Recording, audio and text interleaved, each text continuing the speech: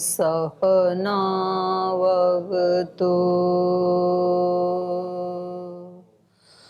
सहनौ भुनक्तु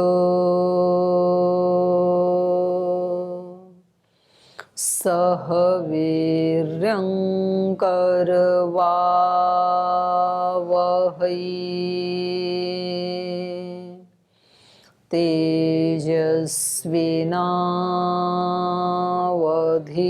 तेजस्विनावधीतमस्तु मा विद्विषावहै।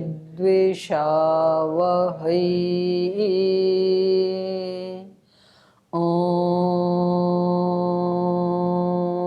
शान्ति शान्ति शान्तिः।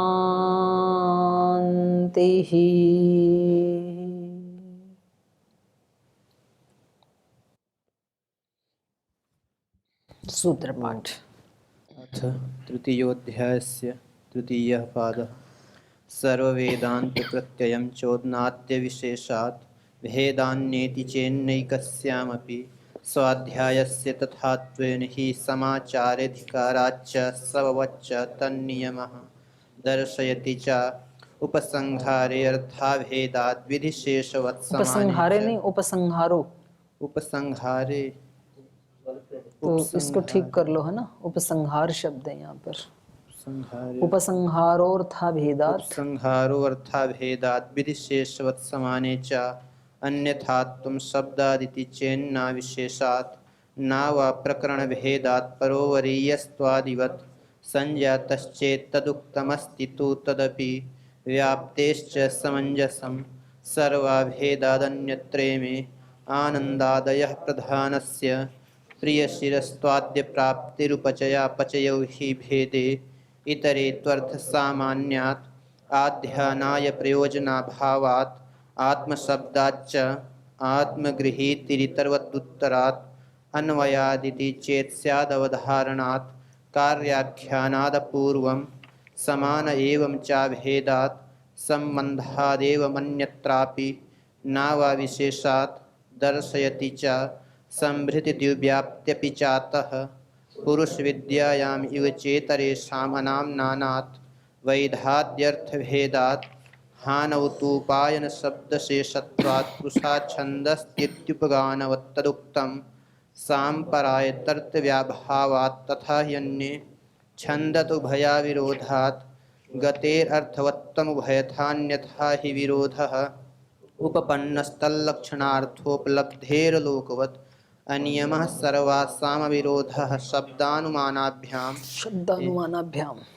यावदधिकारमवस्थितिराधिकारिकाणाम् अक्षरधियां त्ववरोधः सामान्यतद्भावाभ्यामौपसदवत्तदुक्तं यदा मननात् अन्तराभूतग्रामवत् स्वात्मनः अन्यथा भेदानुपपत्तिरिति चेन्नोपदेशान्तरवत् इसमें क्या लिखा है, फिर पढ़ना इसको। अन्यथा भेदानुपपत्तिरिति चेन्नोपदेशान्तरवत् व्यतिहारो विशिंसन्ति हि तरवत् सैव हि सत्यादयः कामादितरत्र तत्र चायतनादिभ्यः आदरादलोपः उपस्थिते यतस्तद्वचनात् तन्निर्धारणानियमस्तद्दृष्टेः पृथग्य प्रतिबन्धः फलं प्रदानवदेव तदुक्तं लिङ्गभूयस्त्वात्तद्धिवलीयस्तदपि पूर्वविकल्पः प्रकरणात् स्यात् क्रियामानस्वत् अतिदेशाच्च विद्यैवतो निर्धारणात् दर्शनाच्च श्रुत्यादिवलीयस्त्वाच्च न बाधः अनुबन्धादिभ्यः प्रज्ञान्तरपृथक्त्ववद्दृष्टश्च तदुक्तं न सामान्यादप्युपलब्धेर्मृत्युर्वन्न हि लोकापत्तिः परेण च शब्दस्य ताद्विध्यं भूयस्त्वात्मनुबन्धः एकात्मनः शरीरे भावात् व्यतिरेकस्तद्भावाभावित्वान्न तूपलब्धिवत् अंगावबद्धास्तु न शाखासु हि प्रतिवेदं मंत्रादिवद्वा विरोधः भूम्नः कृतवज्यायस्त्वं तथा हि दर्शयति नाना शब्दादिभेदात् विकल्पो विशिष्टफलत्वात् काम्यास्तु यथा कामं समुच्चयेरन्न वा पूर्वहेत्वभावात् अंगेषु यथाश्रय भावः शिष्टेश्च समाहारात् गुणसाधारण्यसुतेश्च न वा तत्सह भावाश्रुतेः दर्शनाच्च इति तृतीया। हो तो आइए भाष्य पढ़ते हैं अभी। वेदांत दर्शन के तृतीय अध्याय का तृतीय पाद, और यहाँ पर प्रसंग चल रहा है उपासना का, और उपासना भी जो उपनिषदों में बताई है। तो यहाँ पर ये बताना चाह रहे हैं कि उपासना जो है उनका फल और उनका लक्ष्य सबका एक ही है, क्योंकि उनका उपास्य देव एक ही है सबका, सभी उपासना वचनों का। तो यहाँ पर शंका इन्होंने की कि शब्द से उनमें भिन्नत्व आ जाएगा, उसका भी निराकरण किया। फिर प्रकरण से भिन्नता आएगा, उसका समाधान दिया। संज्ञा शब्द अलग अलग हैं ईश्वर के, कोई किसी नाम से कर रहा है, कोई किसी नाम से कर रहा है उपासना, और फिर किसी का देवता कहीं रहता है, प्रकरण मतलब स्थान, तो किसी का सर्वव्यापक है, तो किसी का कोई तीसरे चौथे पांचवें आसमान के ऊपर है, किसी का वैकुंठ में बैठा है। तो ये अलग अलग भेद जो हैं, तो उनकी बात यहाँ नहीं कर रहे हैं। यहाँ पर बात कर रहे हैं केवल उपनिषद के वाक्यों की, क्योंकि कोई यहाँ से उठा करके और यदि उसको सिद्ध करना चाहे कि जी ये तो वहाँ तो वेदांत में भी ऑप्शन दिया ही है कि जो जिनके स्थान अलग अलग बताए हैं तो वो सब भी एक ही ब्रह्म के बारे में बोल रहे हैं, ब्रह्म एक ही है। या नाम अलग अलग बताए हैं, कोई उसको विष्णु कह रहा है जो वैकुंठ धाम में रहता है, कोई उसको सर्वव्यापक कह रहा है। तो ये तो सब इनकी सबकी अनुमति दे दी है व्यास ऋषि ने, ऐसा नहीं कह रहे हैं। ये कह रहे हैं कि जो उपनिषदों में अलग अलग संज्ञाएं बताई हैं श्रुति में या उपनिषद के वाक्यों में, तो उन सब का उपास्य देव एक ही है। और व्याप्तेश्च समंजसम, उसका अपना स्वरूप क्या बताया यहाँ वेदांत में, ईश्वर का सर्वव्यापक बताया। तो उसकी व्याप्ति होने से सब वचनों का सामंजस्य बनता है, सब वहीं जाकर के उसी एक ही उपास्य देव में मिलते हैं। और कह रहे हैं क्योंकि सबका अभेद होने से, सर्व अभेदात इमे अन्यत्र आनंदादय प्रधानस्य, इस प्रकरण से माने जो उपनिषदों में अभी तक हमने बताए उससे भिन्न दूसरे शास्त्र में, जैसे यहाँ पर वेदांत शास्त्र में ही जो आनंद आदि शब्द बताए हैं, या उपनिषद में भी जो इस प्रकरण से अन्यत्र जो ये शब्द बताएं, जैसे तैत्तिरीय उपनिषद में आनंद, रस, आकाश इत्यादि, तो इन सब का भी उपसंहार हो जाएगा। ये उपसंहार प्रकरण चल रहा है, यहाँ से उपसंहार जो है ये इन सब सूत्रों में आ जाएगा। तो प्रधान से, उस प्रधान ब्रह्म में ही, यहाँ प्रधान का अर्थ अलग है, परमात्मनः ब्रह्मणः, उस ब्रह्म में ही सबका उपसंहार हो जाएगा। लेकिन एक शब्द के लिए ये मना कर रहे हैं कि वहां पर जो प्रिय शिरस्त्वादि जो शब्द हैं, तो वो प्रिय शिरस और मोद, प्रमोद, ये जो शब्द वहां पर बताए हैं, दाएं बाएं अंग के बारे में, सिर के बारे में, प्रियम एवं शिरः, ऐसे जो बताए हैं, तो इन शब्दों का उपसंहार नहीं हो पाएगा। क्यों नहीं हो पाएगा? उपचय अपचय, क्योंकि इन शब्दों में उपचय अपचय देखा जाता है, इनमें न्यूनता अधिकता देखी जाती है। कभी अल्प होते हैं ये मोद प्रमोद आदि, कभी अधिक होते हैं। और ब्रह्म जो है उसमें कभी अल्पता अधिकता न्यूनता आदि होती नहीं है, तो वो एक रस रहता है। ब्रह्म तो एक रसम अनवयवम, और ये अवयवी में या जो खंड खंड वाला है उसी में ही ये ऊंचा नीचापन देखा जाता है, जो अवयवों से मिलकर के बना है। लेकिन ईश्वर क्या है? अनवयवम, और अखंड भी है, वो एकात्म प्रत्यय सारम है। इतरे तो अर्थ सामान्यात, लेकिन इन शब्दों को छोड़ करके, प्रिय शिरस, मोद प्रमोद आदि को छोड़ करके, बाकी वहां पर जो तैत्तिरीय उपनिषद में पढ़े हैं इतरे, इतरे तो अर्थ सामान्यात, उनका अर्थ तो ब्रह्म के समान होने से उनका उपसंहार हो जाएगा। तो ये ऊपर जो इन्होंने 13 नंबर सूत्र में बताया था, इंद्रियेभ्य परा ह्यर्थ अर्थेभ्यश्च परम मन मनसस्तु परा बुद्धि बुद्धिरात्मा महान पर महतः परम अव्यक्तम अव्यक्तात् पुरुषः परः पुरुषा न परम किंचित सा काष्ठा सा परागति। तो ये जो वर्णन किया था इसके बारे में कह रहे हैं कि ये है आध्यानाय, ये केवल ध्यान का निश्चय करने के लिए, मतलब सब तरफ से इन वचनों में ब्रह्म का निश्चय करने के लिए ये पढ़े हैं कि ये चारों तरफ से जो भी वाक्य यहाँ पर बताए गए हैं वो सब ब्रह्म के बारे में ही बताते हैं। इस बात का निश्चय करने के लिए ये ऊपर का वाक्य बताया है। प्रयोजना भावात, न कि कोई उपासना में इनका कोई प्रयोजन नहीं है कि इसी क्रम से उपासना करनी चाहिए कि पहले हम इंद्रियों के पास जाएं, फिर इंद्रियों से उनके विषयों के पास जाएं, अर्थों के पास जाएं, फिर उनके बाद मन के ऊपर आएं, तो इस क्रम से हम करें, ये इसका प्रयोजन नहीं है। बल्कि इसका प्रयोजन ये है कि हमें परम सूक्ष्म से अपना संबंध जोड़ना है, जो सूक्ष्मता की पराकाष्ठा है। तो वो उसका निश्चय कराने के लिए कि भाई उससे सूक्ष्म कुछ नहीं है, वो अंतिम लक्ष्य है हमारा, और प्रथम लक्ष्य भी है और अंतिम लक्ष्य भी है। तो इसका निश्चय कराने के लिए हमने ये वाक्य कहे हैं। अब उसमें एक हेतु और दे रहे हैं, आत्म शब्दाच्य। कह रहे वो जो प्रकरण है उसमें, उस प्रकरण में जो आत्मा शब्द पढ़ा है उस आत्मा से भी परमात्मा अभिष्ट है वहां पर। क्योंकि आत्मा के अर्थ दो होते हैं, आत्मा का अर्थ जीवात्मा भी होता है और आत्मा का अर्थ परमात्मा भी होता है। पर उस प्रकरण में बुद्धेरात्मा महान पर ऐसे जो कहा है, उस प्रकरण में आगे, यहाँ पर तो हमने महतत्व अर्थ किया था महान आत्मा, पर यहाँ पर जो पुरुष कहा है महता परम अव्यक्तम अव्यक्तात् पुरुषः पर, तो वहां पुरुष से परमात्मा का ग्रहण किया गया है।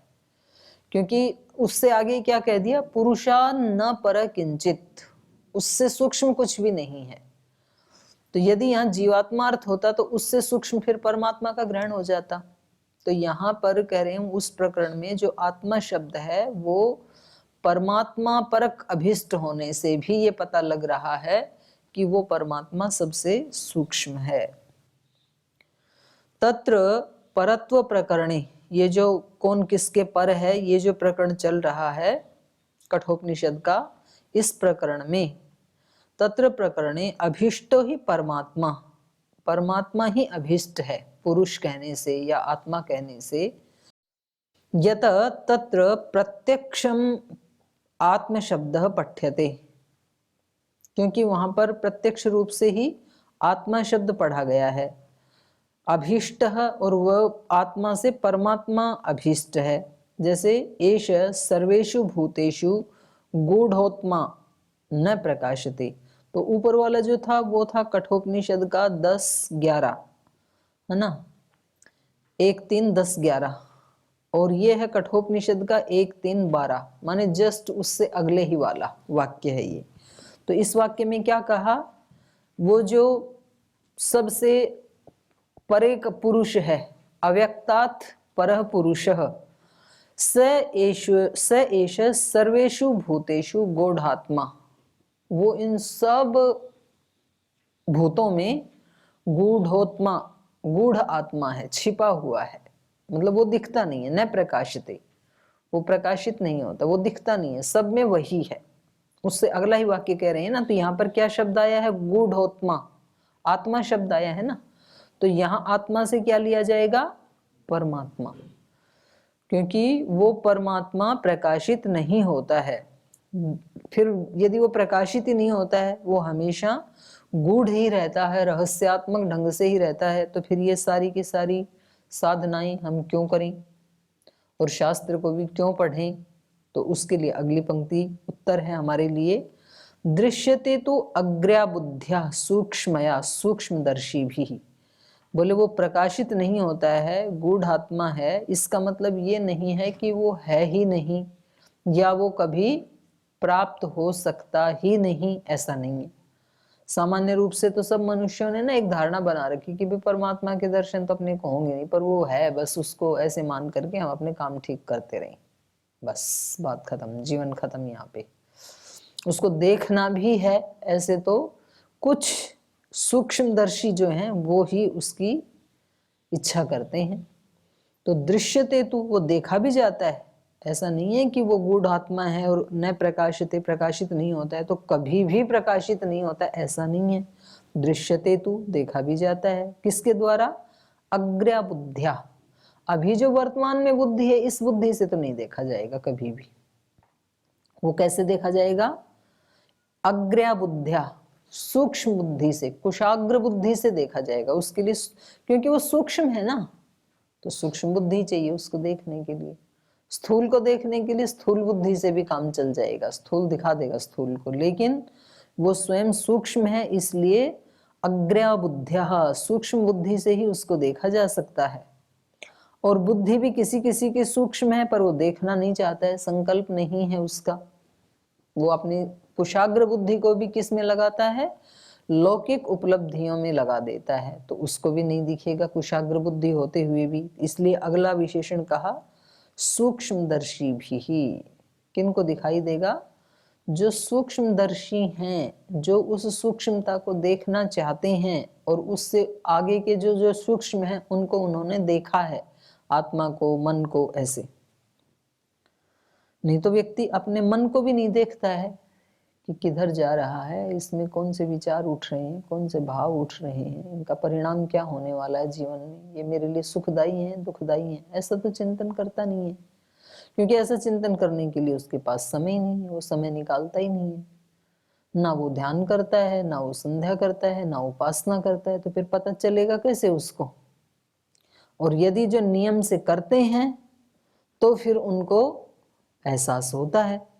और यदि वो इंद्रियों से परे विषयों को देख पाते हैं, मन को देख पाते हैं, तो फिर वो मन से आगे बुद्धि को, आत्मा को और परमात्मा को भी देख सकते हैं। तो उन लोगों के लिए, योगियों के लिए कहा सूक्ष्मदर्शी भी ही, ये भी कर लेना, मी पाठ हुआ है, ठीक कर लेना। सूक्ष्मया सूक्ष्मदर्शी भी ही इति तस्य परमात्मनः स्पष्टम आध्यानम, आध्यानम को ही कहा निश्चयः प्रतिपाद्यते। बोले ये जो यहाँ पर वर्णन किया है, स एष सर्वेषु भूतेषु गूढ़ोत्मा न प्रकाशते, तो ये सारा इति तस्य परमात्मनः स्पष्टम आध्यानम, ये उस परमात्मा का ही स्पष्ट निश्चय कराया जा रहा है कि वो ही परम गूढ़ है, वही सूक्ष्म बुद्धि से उपलब्ध होने योग्य है, उसी को सूक्ष्मदर्शी प्राप्त करते हैं। ये सब उसी के निश्चय के लिए ये प्रकरण चला है कठोपनिषद में 1-3 से 10, 11, 12, 13, ये सब उसी को कह रहा है। तस्य परमात्मन स्पष्टम आध्यानम, आध्यानम माने निश्चय प्रतिपाद्यते यद इंद्रियाणि आरभ्य अव्यक्त पर्यंतेषु, इंद्रियों से शुरू किया, इंद्रियों से सूक्ष्म क्या है? विषय, विषय से सूक्ष्म मन, मन से सूक्ष्म अहंकार, फिर बुद्धि, बुद्धि या महतत्व, और उससे सूक्ष्म मूल प्रकृति, फिर परमात्मा। ये क्रम रहा वहां पर। तो उसी को कह रहे हैं यद इंद्रियाण्य आरभ्य, इंद्रियों से प्रारंभ करके अव्यक्त पर्यंतेषु, अव्यक्त पर्यंत पदार्थेषु अभ्यंतर परमात्मा, इन सब पदार्थों के अभ्यंतर, इन सब के अंदर वो परमात्मा है। तो उस परमात्मा के बारे में आध्यातव्य, आध्यातव्य कोई खोला, निश्चेतव्य, उसका निश्चय करना चाहिए। ये निश्चय कराने के लिए ये सारा का सारा प्रकरण हमने यहाँ पर उद्धृत किया है। जी बोलिए। इंद्रिय सूक्ष्म अर्थ कैसे, अर्थ मतलब विषय को ले रहा है, विषय तो स्थूल होगा ना, तो इसमें नहीं, विषय स्थूल कैसे होगा? जैसे आँख का विषय, कोई भी रूप, आँख तो गोलक तो दिखाई दे रहा है, तो विषय भी तो स्थूल है उस हिसाब से ना ना, उसका रूप ठीक है, वो जो उसकी आकृति है दिखाई दे रही है वो है, पर उसके अंदर से जो रूप निकल के आ रहा है, जिसको आप फिर आंख बंद करके भी देख सकते हैं, तो वो इस गोलक से सूक्ष्म हुआ कि नहीं? वो दृष्टि से। हाँ, उस दृष्टि से इंद्रियों ऐसे सारे ही विषय आपने स्थूल गोलक से स्थूल के साथ अर्थ के साथ संसर्ग करके जो गंध लिया और उसके बाद आप फील करते हैं, तो अब आपको आंख बंद किए हुए भी अगर वो गंध आएगी तो आप बता दोगे कि ये मोगरा की है, ये गुलाब की है। तो गोलक से सूक्ष्म हुआ ना वो विषय सारे, शब्द, स्पर्श, रूप, रस, गंध, ऐसे। तो जैसे अंधे व्यक्ति वो रुपए भी बता देते हैं गिन करके, ये 1000 का नोट है, ये 500 का है। तो गोलक तो है नहीं उसके पास, इंद्रिय तो नहीं है, पर इंद्रिय का जो विषय है उसको बता देता है, तो वो उससे सूक्ष्म होते हैं। तो आगे चलिए, तो कह रहे हैं जितने भी इंद्रियों से लेकर के अव्यक्त पर्यंत जो भी पदार्थ हैं उन सब के अंदर परमात्मा है। ये निश्चय कराने के लिए कि भाई आपको उस परमात्मा के दर्शन करने हैं, तो आप यहाँ इन सब में भी उसी को देखो, उस ब्रह्म को ही देखो, और फिर आप उसके साथ जो इन सब से भी परे है उसके साथ भी आप अपना संपर्क स्थापित कर सकते हैं। आक्षिप्य समाधत्ते, अब यहां पर आक्षेप करके, आक्षेप नीचे करेंगे भाष्य में, उसका समाधान इस सूत्र में दिया जा रहा है आक्षेप का। तो पहले सूत्र पढ़ते हैं, आत्मगृहीति इतरवत उत्तरात् अन्वयादिति चेत स्याद अवधारणात्। आत्मगृहीति इतरवत उत्तरात्, उत्तरात् माने जो आगे का जो प्रकरण है वो आत्मा का ही है। कौन से आगे का प्रकरण? जो ये कठोपनिषद का 1, 3, 10, 11 था, इससे आगे का जो प्रकरण है, एष सर्वेषु भूतेषु गूढ़ोत्मा। तो कह रहे हैं ये तो पूर्व पक्षी का सूत्र है। ये बोले तो आत्मा के बारे में बता रहे हैं, आत्मा का प्रकरण चल रहा है यहाँ पर, उसको खोल भी लीजिए आप, तो आपको और स्पष्ट हो जाएगा। इस प्रकरण को खोल लीजिए, कठोपनिषद 1, 3, 10, 11, 80, 81 पृष्ठ पे खोल लीजिए। तो बोले ये सारा जो है ना आत्मा का प्रकरण चल रहा था। तो आत्मगृहीति इतरवत, तो यहाँ इस प्रसंग में भी, इस प्रसंग में मीन्स कठोपनिषद के 1, 3, 12 में जो आत्मा शब्द आया है, ऐसे सर्वेषु भूतेषु गूढ़ोत्मा, यहाँ पर भी आत्मा का ही ग्रहण होना चाहिए। आत्मगृहीति, आत्मा का ग्रहण करना चाहिए। क्यों? इतरवत उत्तरात्, इससे उत्तर इतरवत, आत्मा का नहीं, सॉरी परमात्मा का नहीं, आत्मा परक ही आत्मा शब्द आया है, आत्मा का वर्णन चल रहा है वहां पर, आत्मा का उपदेश दे रहे हैं आचार्य। आत्मगृहीति इतरवत उत्तरात् अन्वयात इति चेत, क्योंकि वहां पर अन्वय होने से, भाई जो प्रकरण के आगे पीछे होगा वो ही तो अन्वित होकर के आएगा ना। तो आगे पीछे आत्मा का प्रकरण चल रहा है, तो आत्मा, आत्मा मतलब जीवात्मा, तो यहाँ पर जीवात्मा अर्थ ही लेना चाहिए, आत्मा शब्द का ही ग्रहण करना चाहिए। तो उपरोक्त प्रकरण में आत्मा के बारे में कहा है।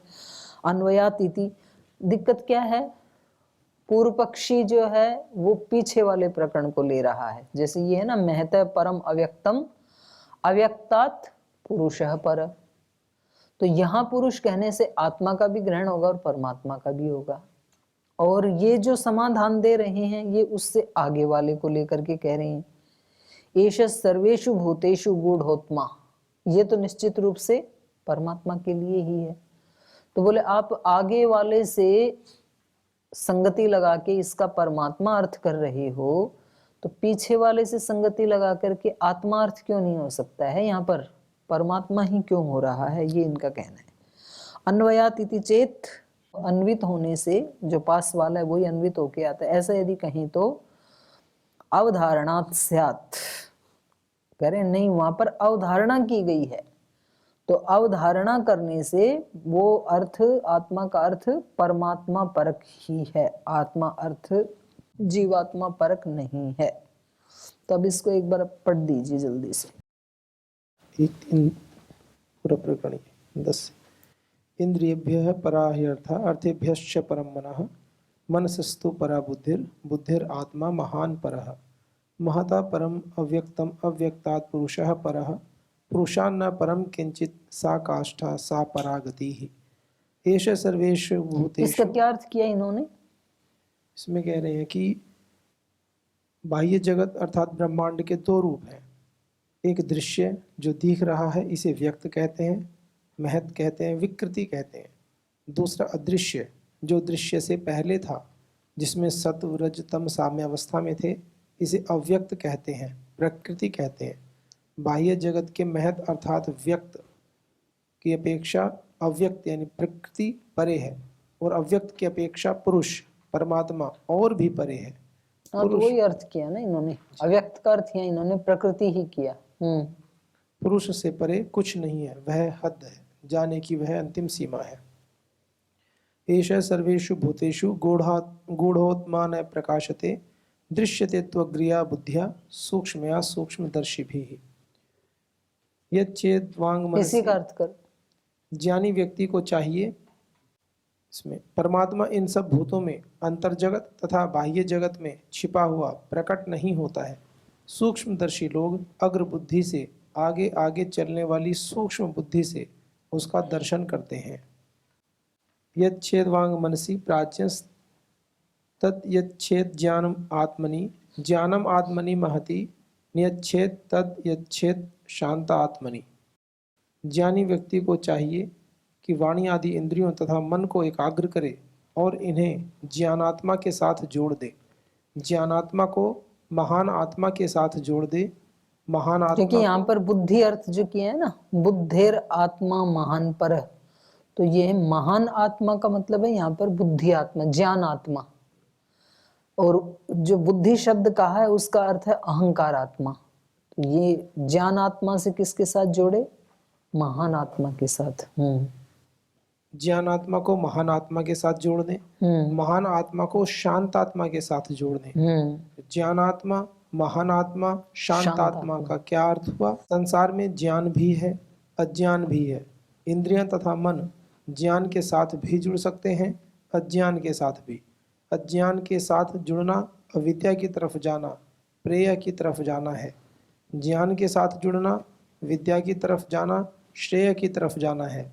मनुष्य उन्नति के मार्ग पर तभी चलने लगता है जब ज्ञान के साथ अपने आत्मा का संबंध जोड़ता है, अज्ञान के साथ नहीं। इसी का अर्थ ज्ञानात्मा के साथ जुड़ना है। आत्मा के साथ ज्ञान का संबंध हुआ तो वह महान होने लगता है। महान होने पर ही आत्मा में शांति आती है। इसलिए ज्ञानात्मा, महानात्मा तथा शांतात्मा आत्मा के विकास के ये तीन क्रम हैं। तो ज्ञान से तो महान की तरफ अपने आप को महान आत्मा में डाल दे, और विवेक पूर्वक महान कार्य करेगा तो शांति अपने आप ही मिलेगी। तो वो अपना ध्येय है।